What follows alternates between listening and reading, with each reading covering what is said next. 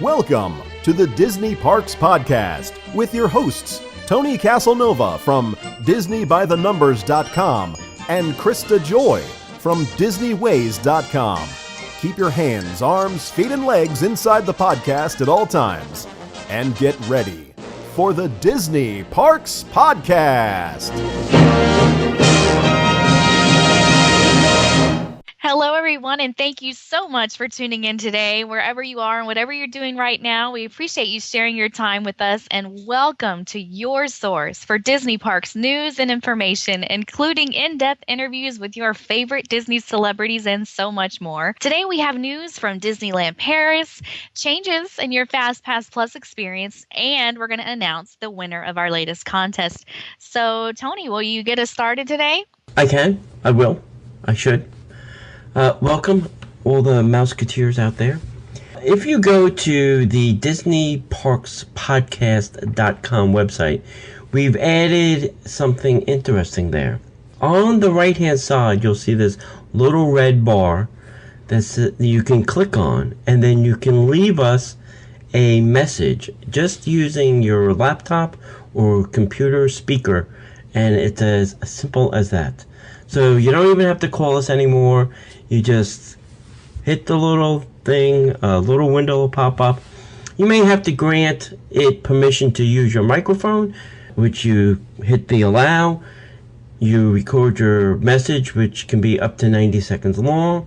And then if you do, we will use your message here on the show. So I'm encouraging you to maybe do this when you're at the parks.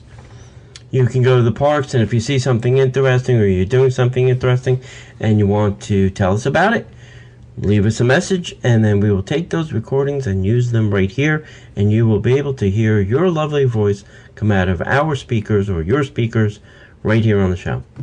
Simple as that. 1, 2, 3. Anything else we have to say about that, Krista? Well, we talk enough, so we're excited to hear from you guys. So give us a call. Leave us a message. Yeah. And now, Disney Parks Podcast News. There have been some subtle hints here and there that Disney is preparing for another royal coronation. Now, ever since, people have been speculating that there will soon be a Frozen coronation. So just recently, we were told that the rumor is the coronation is going to take place on September 24th.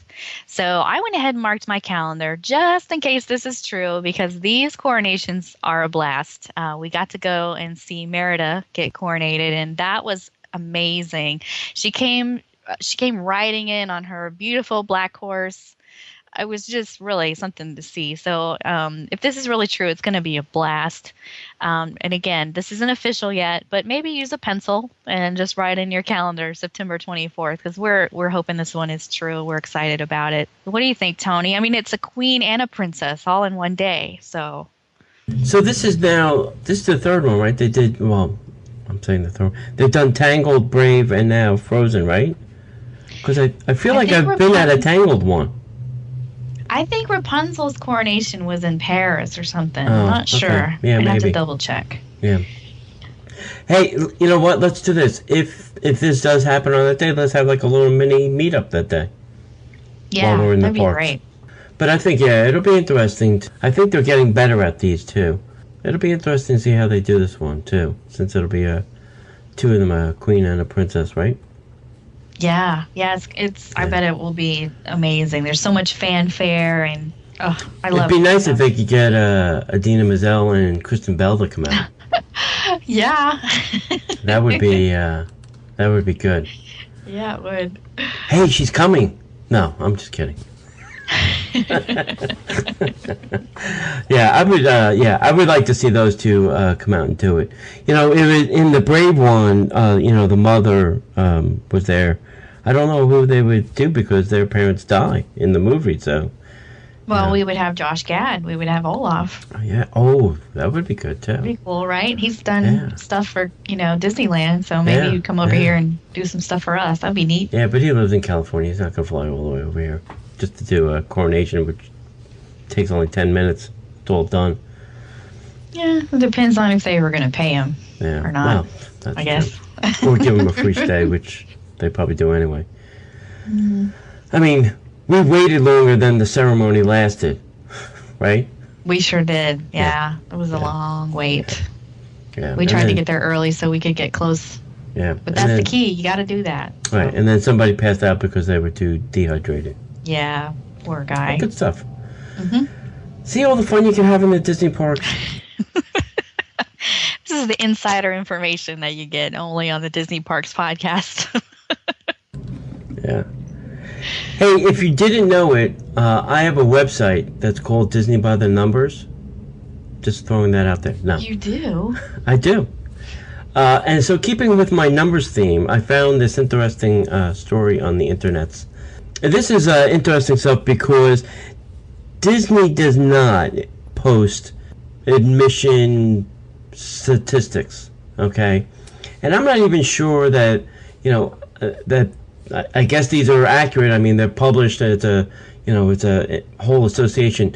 The Theme Entertainment Association, the acronym TEA, and the AECOM released the theme park attendance report for 2013 calendar year.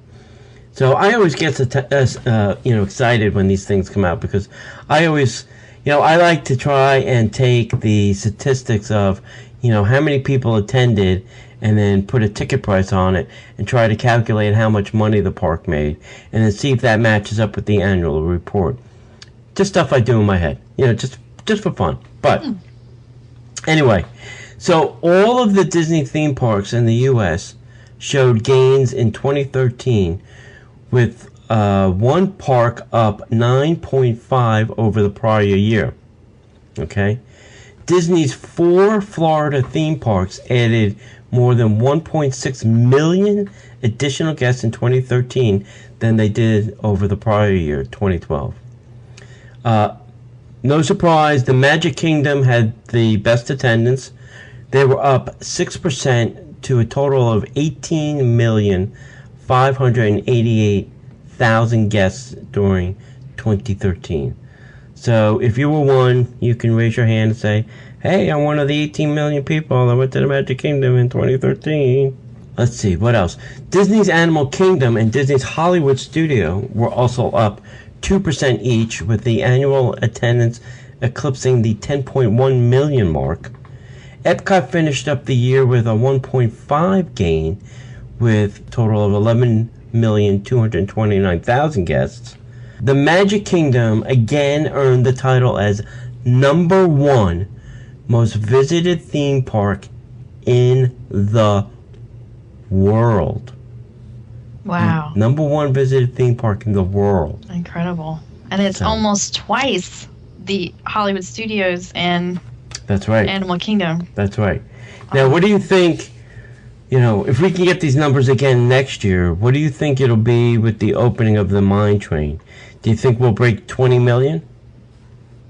Yeah, I think so. Yeah. Yeah, so it'll be interesting. Typhoon Lagoon and Blizzard Beach also had gains of about roughly 2%. They were up to 2.142 million people. And that was for Typhoon. Blizzard Beach was at 1.968 million people. So that's interesting. I always thought that the water parks would have more than, 2 million or 1 million. So that's, kind of low, I think. Yeah, compared to the others. Yeah. Very low. Yeah. Disneyland had a 1.5% growth with their attendance at 17.214 million. Tokyo Disneyland rose 16%. That's double-digit gains in 1 year to 17.2 million guests. Disney's California Adventure only had a gain of 9.5, and they went to 8.5 million guests. So California Adventure rose 1 whole spot in the worldwide chart, passing the Islands of Adventure as the number 10th most visited park in the world. So, wow. You can go check out all this stuff at aecom.com website. It's called the Complete Global Attraction Attendance Report. So, if you're into numbers and stats and things like that, that seems like a great place to go. Obviously, I'm going to have to put these on my website and incorporate them into my thing because people always ask, how many people go to the Magic Kingdom? So there you go. Yeah, that's really interesting. Yep. So next we have some Disneyland Paris news, and this comes to us from our Disneyland Paris correspondent, Laura, and you can follow her at That Disney Lover on Twitter. So here's what she sent us this week. The Swing into Spring Festival that is currently still on at Disneyland Paris until the 22nd of June has been announced in the new brochure to be returning next year. No announcements of any changes have been made, but they're bringing it back, so that's cool. The new brochure for Disneyland Paris Winter 2014-2015 has been released, so if you're planning a trip to Disneyland Paris, make sure to check that out for seasonal dates, hotel prices, and more. Anna and Elsa from Disney's Frozen are rumored to have their first Paris meet and greet over the Christmas season. It is rumored the two princesses are to be put at Casey's Corner, where Rapunzel is currently doing meet and greets for the spring. However, this is just a rumor, and they are still currently only in the parade. More rumors include that next year, the Jedi Training Academy might be coming to Disneyland in the Videopolis Theater Hyperion Cafe for summer 2015. From what has been told, it will be the same show as at Walt Disney World and Disneyland California, with Darth Vader, Jedi Knights, Stormtroopers, and many other popular Star Wars characters. Very cool. Indiana Jones, the Temple of Peril ride, has been reopened after a long 5-month refurbishment, redoing the track, decoration around the ride, and improvements to safety. And then finally, a Run Disney event has rumored to be planned for the 1st of September 2015, with the course going through the Disney Village and around the hotels, not through the parks like at Walt Disney World or Disneyland, California. So this sounds really cool. There's a lot of great stuff going on at Paris, and it's good to know that if you don't want to wait in line here to see Anna and Elsa, you may be able to go to Paris and see them. Maybe the line will be a little shorter over there. Yeah, it's only an 8-hour flight, so. Yeah, 8 hours in an airplane, 4 hours here. Yeah. Sun, But it is interesting that the Disney Synergy, where they're going to get some Star Wars stuff, I think we're going to see a lot of this, and I think we're going to see the Marvel brand. I know we're going to see the Marvel brand in the other parks way before we see it here in the States because of our licensing issues. It's already in Disneyland, California, in a couple of things there, and now I'm sure it's going to be, all over the place. So. Yeah, very cool. No surprise there. We just want to thank Laura really quick for sending that in. We appreciate you so much. And again, she's at That Disney Lover on Twitter. She also has an awesome YouTube channel. So, and then you have some Fast Pass Plus news for us, Tony. As always, there's nothing like some Disney news without some Fast Pass news. Right. It seems as if starting, I think this is going to be June 16th. It's subject to change, as always. They're going to be changing some of this Epcot and Hollywood Studios tier grouping. Okay? So at the studios, the Great Movie Ride is moving up to Group 1. So that means if you want to see this, your choices will be Toy Story Mania, Rock and Roll Roller Coaster, Fantasmic, Beauty and the Beast, or the Great Movie Ride. That's all now in the Tier 1 group. Okay? So at the Epcot, they're moving the Living with the Land up to level Group 1. So if you want something in this group, it'll be Illuminations, Soarin', Test Track, or Living with the Land. And what happens in this Group 1 is you can only select one of these. So what they're really saying is, we think these are the really good attractions, so we only want you to see one. The thing is, once you've gone through your 3 passes, you can then get the 4th, which means you can then go back and see one of these other Group 1 items again. So it's not that you are only limited to one, but you're only limited to one during that first round selection. So I will post all of the changes to the show notes, and then you can see the whole entire list there. Just careful that if you're going to be picking your Fast Passes, June 16th or on, there are going to be some Studios and Epcot changes.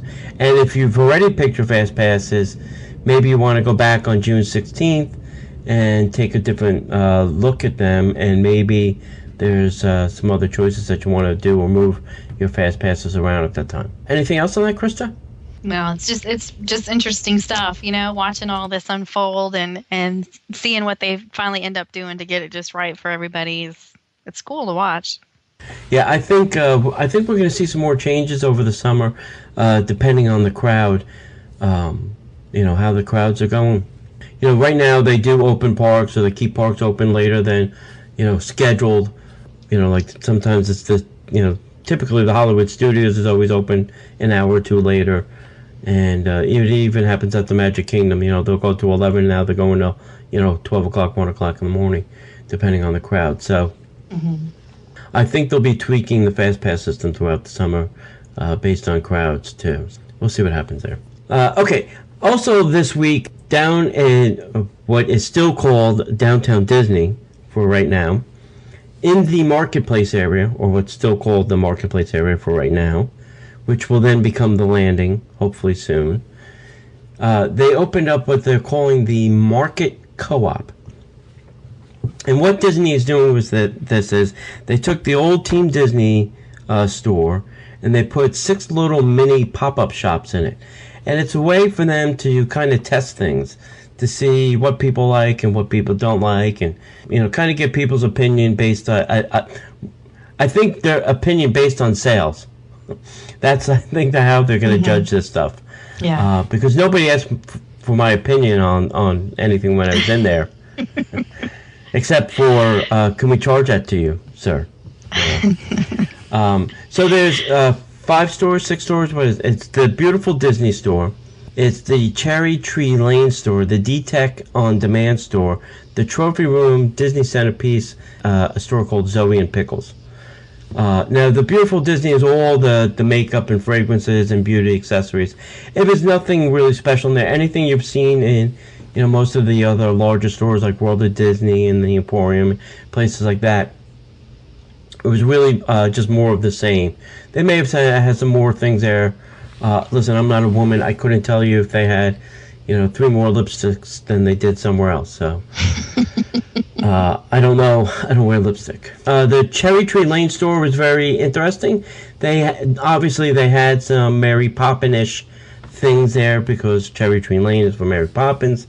They also had all the Dooney and Burke and Vera Bradley and all those kind of purses there as well. But the main thing was they did have some Cherry Tree Lane Mary Poppins and style bags and scarves and umbrellas and things like that. So that was fun to see. The D-Tech On Demand store was nothing more than a cell phone, iPad, tablet case thing.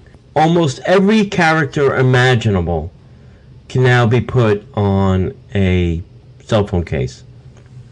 They have a whole wall full of all of the samples, and the way you kind of go do this is you go to an iPad, no surprise there, you tell it what kind of cell phone you have or what kind of tablet you have, and then you flip through all these kinds of different designs. They're in different categories, whether it's Pixar or Disney characters or movies or TV shows or things like that.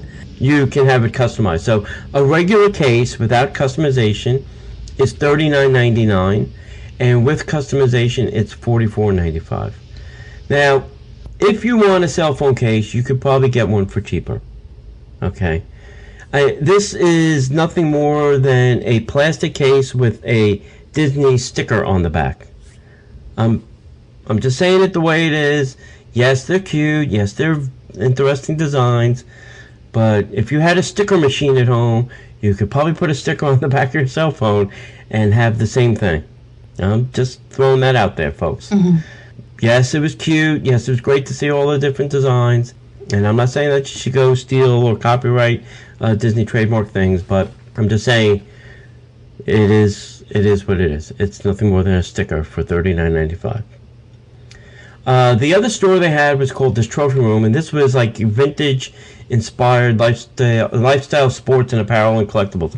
I didn't see a lot of collectibles. I saw more shirts than I did. And think of the old oh gosh, I can't even think of what they used to call those. Remember with the... Is it Team Mickey or... It was like the 3/4 shirts, 3/4 sleeves that were like they'd be red, and then like you're talking about the vintage, old school. Yeah, old school jerseys and things like that, and they had 1971 on them, so they were kind of like a throwback to the old style Walt Disney World shirts that we would have gotten probably when we were kids back in the 70s and 80s. Okay, so they had some things like that there. Some of them were cool.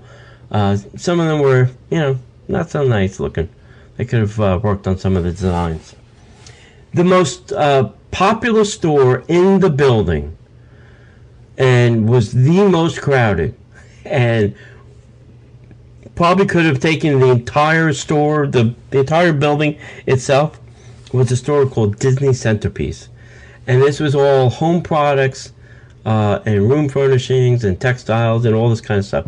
Think of the old Disney home store that we used to have over by Earl of Sandwich. That's what this is now. So it's all plates and dishes and mugs and cups and pot holders and pillows and rugs and all the stuff that you would put in your house. Some of the designs are great. Some of them are not so terrific. Some of them is stuff that we've already have, like the black and white design, which has been out for a while. But all the plates that have the land on them, or a picture of Frontierland, Adventureland, Fantasyland, Tomorrowland, those were probably the most popular. The bowls that go with it have a vintage map on them. The Orange Bird stuff was flying off the shelf. They had Orange Bird cups. They had Orange Bird shot glasses or toothpick holders. They had Orange Bird bowls. They had Orange Bird pitchers. All of that stuff is flying off the shelf. They had some other stuff that seems like it's from Epcot in one corner, but the store was crazy busy. The other store, the last and final store, was called Zoe and Pickles, and I did not really go in there. And I poked my head in and looked around real quick, but it's really just for your girls, your teen girls. And this had all kinds of dresses and skirts and earrings and necklaces and things like that. So not really interesting for me. Right, trends and glamour for little fashionistas. Yeah. Tony Casanova's. Yeah, exactly. Had I, again, I swear Disney does not listen to anybody, but men buy clothes too. We don't walk around naked, Disney. We would like some shirts too. Something more than just a T-shirt, or a shirt with a Mickey golfing on it. There's only how many Mickey golf shirts can I have? Right. Put somebody else on it. Goofy, Donald, Buzz, Marvel, Iron Man, somebody, something, help. Star Wars. So get rid of Zoe's and Pickles and put in men's sportswear, and put on some stuff like that. You have a women's store. You have Trendy to send the teens already. So give us a, or even the trophy room. Turn it into a men's sporting apparel. Something. I'm just saying. Yeah. I think the store is going to be a hit. And the concept behind this, too, is that they're not filling a whole store.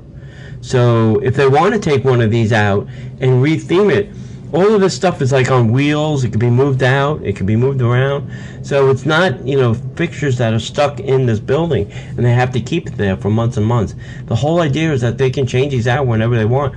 Just roll these cabinets out, put some different stickers on them, and put in a whole new little pop-up shop.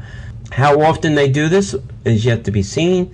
I have a feeling they're going to stay for probably a year or so, my guess, unless it really bombs Zoe and Pickles.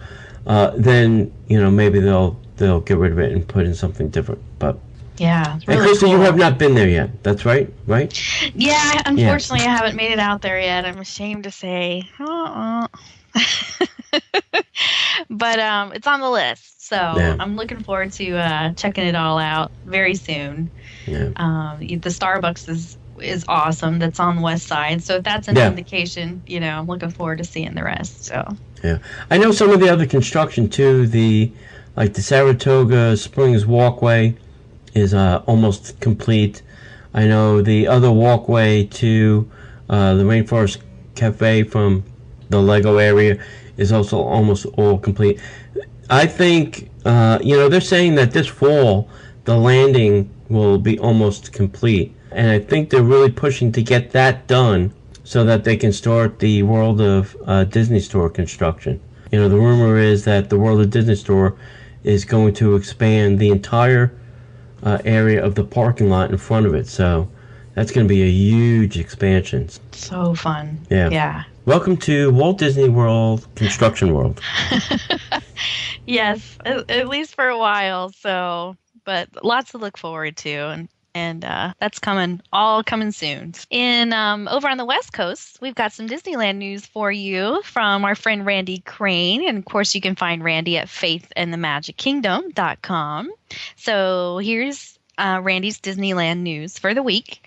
He says Disney Parks blog announced this week that Adventures by Disney just released a special out-of-this-world departure of the Southern California Disney Backstage itinerary to take place during January 12th through the 18th, 2015. This departure will grant families access to the Run Disney inaugural Star Wars Half Marathon weekend. In addition to receiving access to the Star Wars Rebel Challenge, Star Wars Half Marathon 10K, and Star Wars 5K, guests who book this trip can participate in an exclusive group run in iconic Hollywood and access the Star Wars Wookiee Welcome Party. Speaking of Rebel Challenge, Randy says he's registered for this one already, so he's excited about it. Now, this trip also includes various unique experiences, including a rare Behind the Magic private tour of the Walt Disney Studios, a tour of Walt Disney Imagineering, and the Jim Henson Company, which is not regularly open to the public. A private tour of Walt Disney's Disneyland apartment and the Disneyland Dream Suite. Also, a 2-day VIP experience at Disneyland Resort with special Fast Pass service to multiple rides at Disneyland Park and Disney California Adventure Park. Now, this galactic 7-day, 6-night itinerary is a must for both Star Wars and Disney fans alike. For more information or to book this adventure, you can contact your authorized Disney vacation planner. Now, summer is always full of fun at the Disneyland Resort and usually a few surprises. And Randy says he will keep the Disney Parks podcast listeners up to date with anything that he hears about. So this is so cool. So they're kind of integrating the Star Wars stuff over at Disneyland, just like you were mentioning a little while ago. Yep. Just another way to mix that Disney synergy all together. Yeah, with the Wookiee Welcome Party. Say that 5 times fast. That's neat. Wookiee Welcome. Wookiee. It's like Tiki-Tachi. Yeah. Or Wiki-Wachi. Wiki-Wachi, yeah. Yeah, we used to have a Wiki-Wachi. We still do. Do we? Yep, it's here in Florida. So for people that don't know, old Florida, there is a park in Florida called Wiki-Wachi. It's one of the original parks that were ever built in this area, and they had mermaids and a mermaid show, and it still exists today. Our friend Jason Mayhew, who writes for OrlandoFunandFood.com, he posted about his recent visit there. So if you want to check that out, it's kind of cool to kind of look and see what else is out here besides Disney, although that's, going to be the best always. There are other options if you want to check something different out here. Did they not have, like, the water skiing show? Was that there? Or was big at Cypress Gardens. Cypress Gardens. Yeah. Which is now Legoland, right? It is. Yeah. Mm-hmm. Yeah, I remember that. And Disney had it too, but they got rid of theirs, too.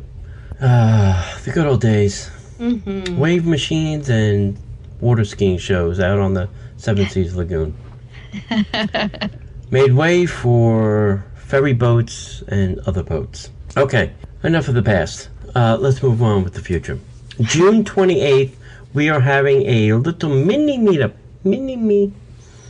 At Club Cool in Epcot from 1 p.m. to 2 p.m. We are then going to go over and see our Disney master artist Kevin John over at the Art at Disney at 2 p.m. He is signing his new art piece called Flowers and Figment from 1 p.m. to 3 p.m.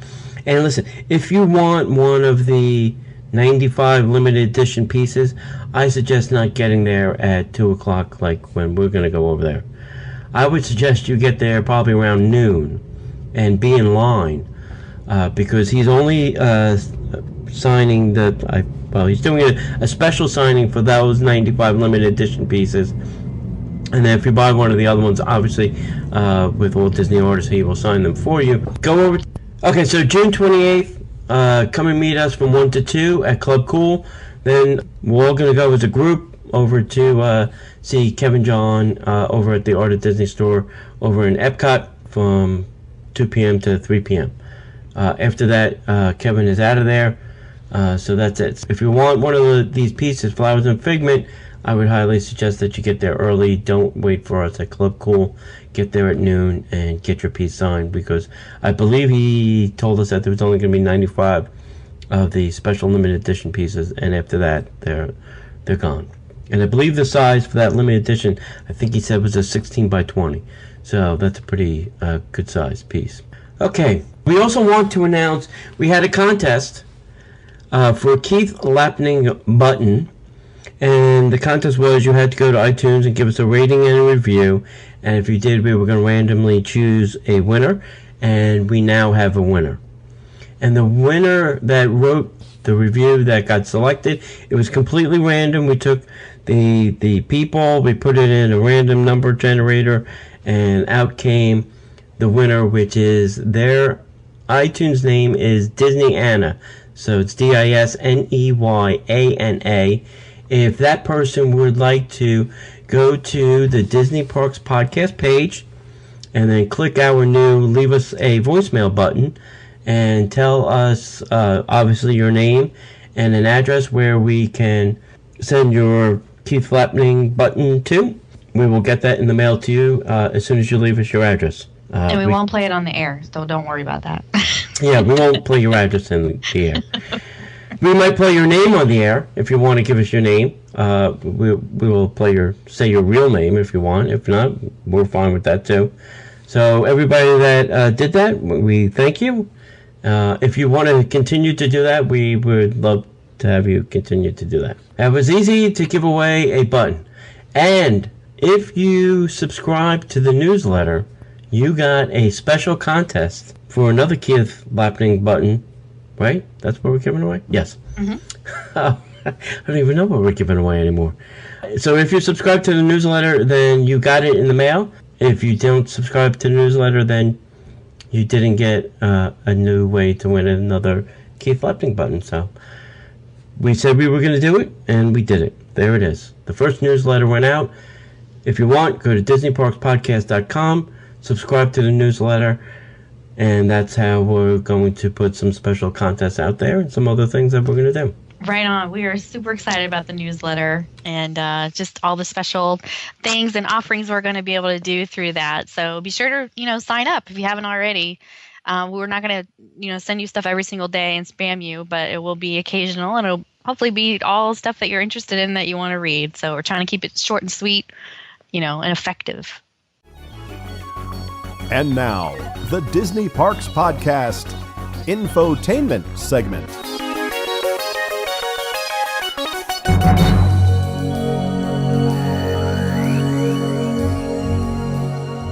Still standing in some other line. It may be shorter than the other line, but it's still a line. It's still hot. So I do other things in the park besides ride rides during the summer. Being a local, I can always come back. This is not my only trip. So I have options. I don't, not everybody has options like we do as locals. But thought I'd put a list together of things that you can do if you don't want to ride the rides. If you just want to go to the park and enjoy other things that you can do in the park, okay? Besides riding rides. I know that sounds crazy, but not everybody wants to ride a ride. This is our list. I will start. Krista, why don't you start? Okay. Well, I think I will start with reminding everyone about. Are you ready? This is my lead up to this. What about visiting the Adventures of the Seven Seas? The pirate game, the interactive pirate game at the Magic Kingdom. I think it's overlooked. It's kind of an overlooked hidden gem. A lot of people still, I don't know if they're aware that it exists. One of the cool things is they have a gorgeous map that you get to pick up and take with you, and that's an awesome souvenir. I mean, this is a serious, beautiful map, and there's different ones because there's, I think, 9 different adventures that you can do. You don't need anything extra. You just bring your magic band, and you get to go to station, and unlike the Sorcerers of the Magic Kingdom, which to me is more futuristic because you've got the movies and the graphics going on, this is an Adventureland, so it's a little more rustic, a little bit more, there's animatronics involved, things with the water, just a lot of fun, and something new and different to do if you just need to, kill some time until your next fast pass, something like that.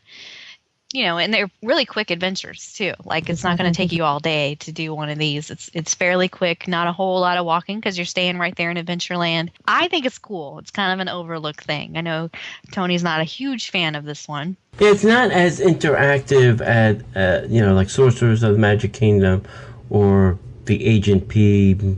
I think it's now the Muppet game. It's not as interactive as those. I don't know. It's more of a puzzle thinking game. You have to really think about the clue and then go find the next, clue. That's my take on it. All right, so we did mention 2 others in that sentence. There is the Sorcerers of the Magic Kingdom.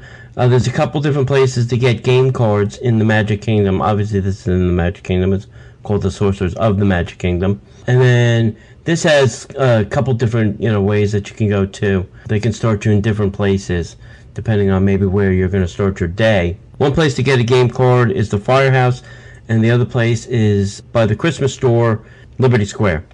You can get game pieces there, too.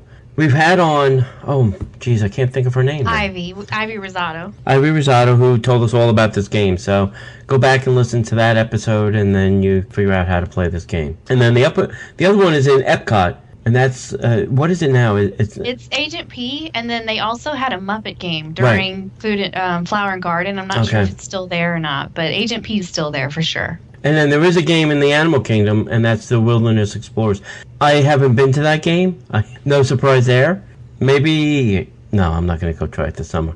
I haven't done it either, but a friend of mine wrote a wonderful blog post on DisneyWays.com. She has little ones, and she teaches you how to do complete that whole process in one day. So if you're interested in that, go to DisneyWays.com, type in Wilderness Explorers in the search, and you'll see that pop up. But this is a cool thing. Like, Tony, we need to make an effort and go do this when it cools off a little bit. Yeah, January. It's a fun thing. Yeah, January. Yeah, I've heard the stickers for this game are very cool looking. Yes. Yeah. Mm-hmm. I wonder if, all right. Yeah, maybe. Maybe after they build Avatarland, I'll go. Okay, all right, it's a deal.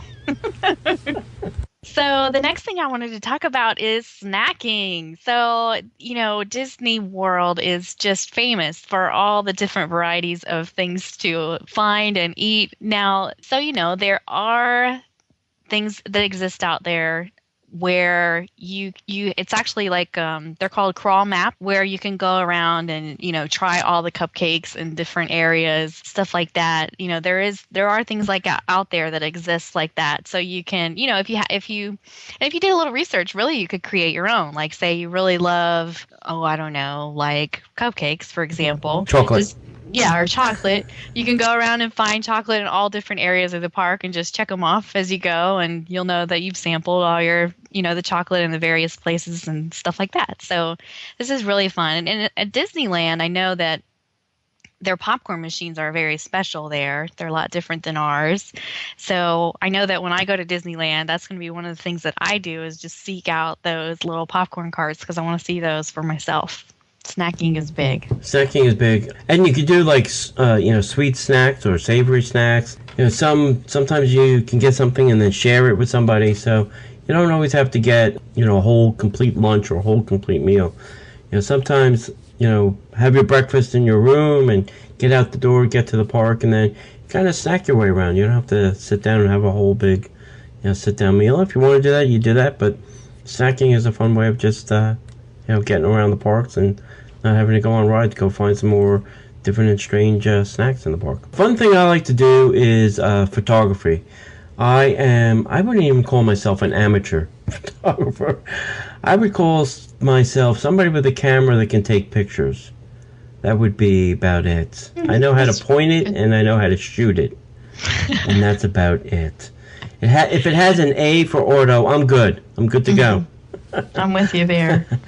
I mean, I have a really nice, DSLR, and I'm still learning how to use it the best way. But I like taking pictures of the buildings and the art and the ceilings and the floors. Listen, there's a lot to see at Disney. Everything is themed. Everything is decorated. Everything has a purpose. Everything helps to tell the story. So taking pictures of all these things is interesting.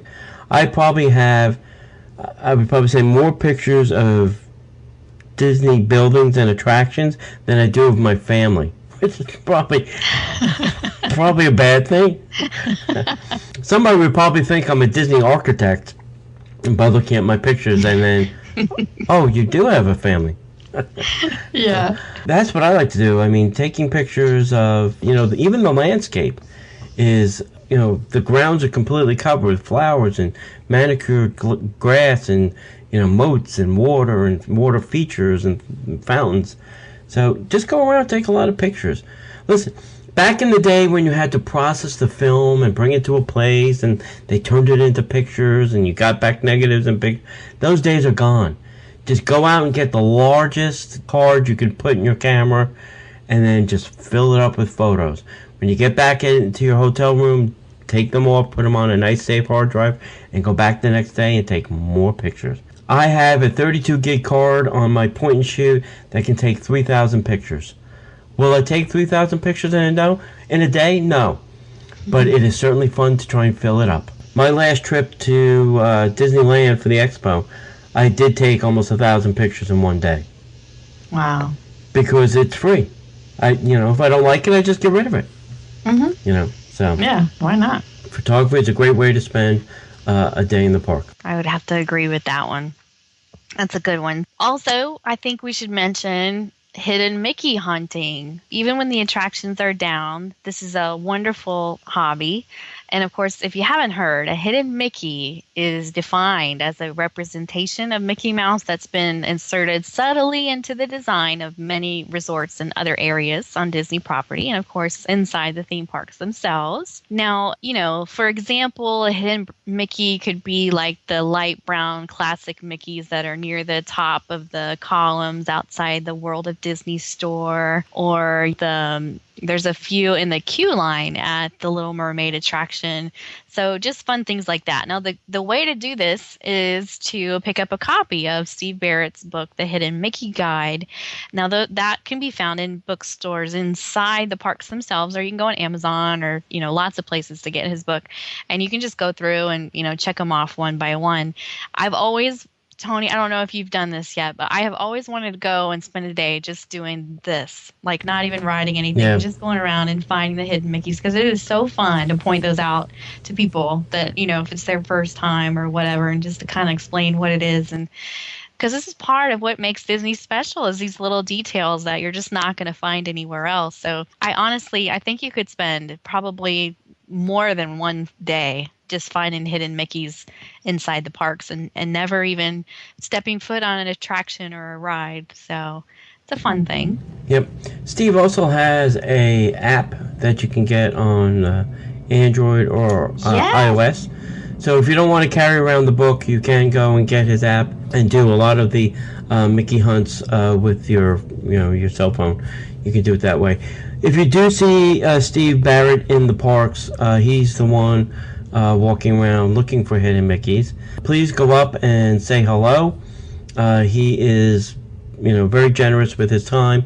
He will sign your book. He will, give you tips and give you tricks and show you some Mickeys that you may not find. He is often in the parks verifying and checking out all these hidden Mickeys. So just Steve and his wife Vicky are two great people. And if you do see them in the parks, please go up and say hello. They They love to talk to people. And also, you can check out his website right now from home if you wanted to, hiddenmickeyguy.com. Yep. And you can see all the different ones. It looks like he's even found some on the mine train. So already? Pretty awesome. Yeah. Wow. He's good, that Mr. Barrett. He sure is. Yeah, we have to have him on the show again. It's been a long time. Yeah. I feel like I need a hidden Mickey. Yeah, refreshers, right? Maybe you can tell us about some of the new stuff. I know one of the best ones was at the Little Mermaid attraction. It only happens on Mickey's birthday. Unbelievable. This is the coolest thing. I know. I learned about that recently. I learned about it after the fact. After it was too late to go see. Yeah, well, what are you going to do? I think it was Jim Corcus. No, it wasn't Jim. Yeah, I think it was Jim that mentioned it. Wasn't or it? Alluded to it. Yeah. Anyway, super cool. We gotta make a whole meetup out of it next year and check that out. Yep. Okay. So next, something I love to do. Not everybody does, but I love to go shopping at Disney.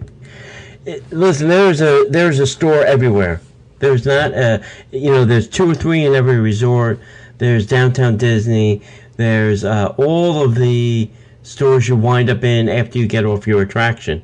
There is lots of fun and interesting things to find at Disney. Some of it Disney themed, some of it not Disney themed. An interesting place to go is in Epcot and World Showcase. Most of the stuff in those countries are from those countries and are not Disney themed. So if you're just looking for some interesting things from Norway or Japan or Italy, go to World Showcase and walk around World Showcase to each one of those little shops, and a lot of them have interesting food from that country too, which we've talk about Japan. Japan's got a great snacking thing if you want a snack. That's probably the best place to go get a snack is in Japan. Italy's got some great candy in there. Germany's got caramel. They got the caramel clink store, as I call it. So, but shopping is fun, and go to the resorts. Even if you're not staying at the resort, if you're going to the Magic Kingdom or your family went to Magic Kingdom, get on the monorail and go around to all of the resorts on the monorail loop. You got Grand Floridian, you got Poly, you got Contemporary.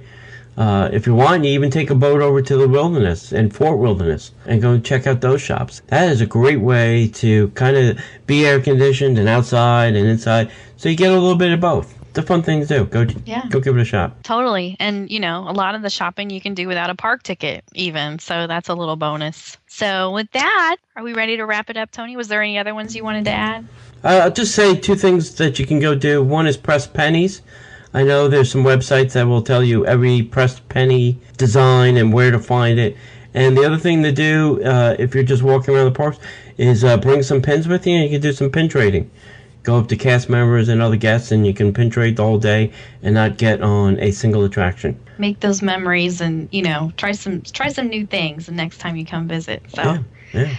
Lots of great ideas there for you. I hope some of that was helpful. If your favorite attraction is down, maybe you want to do something else. If there's some ideas for you, and something new to try. We appreciate your time. Thank you so much for tuning in with us today. We hope you enjoyed the show, and we will see you in the parks. The Disney Parks Podcast is not affiliated with the Walt Disney Company. All Disney parks, attractions, lands, shows, event names, etc. are registered trademarks of the Walt Disney Company. Like a bolt out of the blue, fate steps in and sees you through.